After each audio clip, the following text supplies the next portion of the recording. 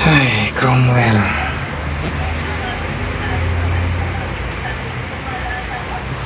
This book helps me a lot. This is my spare parts encyclopedia. During my Middle East days, working in Middle East, this book helps me a lot. Give me a lot of knowledge about spare parts, especially about industrial supplies. So working in the warehouse is like you're like storage space of a computer. You're acting like a hard drive of a computer, and this what feeds you, like the inputs in your brain and in your heart.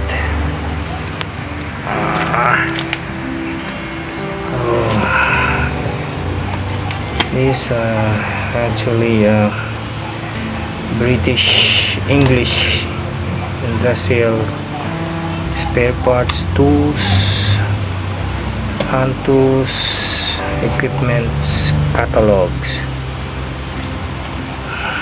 You'll find everything here. You'll find even the things that you haven't seen before. All the kind of you'll find it here. It's a Japanese saw with working tools. Everything is here. What happened? I kept it inside that drum just to preserve it.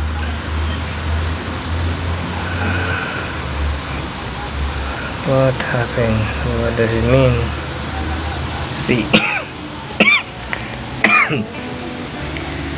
the kind of sealant, Loctite, retainers, and thread lockers.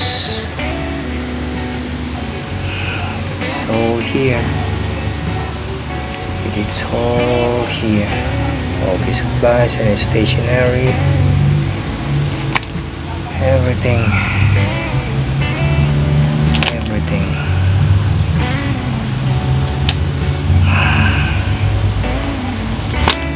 From the start, what do you have? Tools, snap-on tools,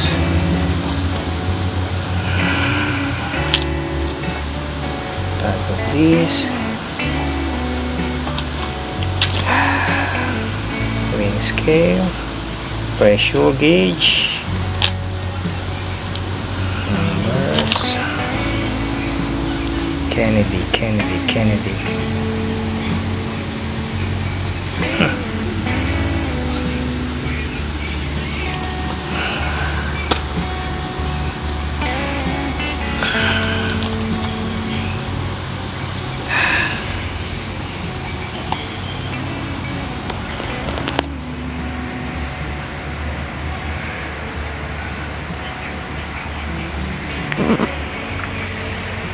Okay, let's say goodbye. Goodbye, oil, electro, Cromwell, industrial supply catalog. You really helpful book or catalog to me.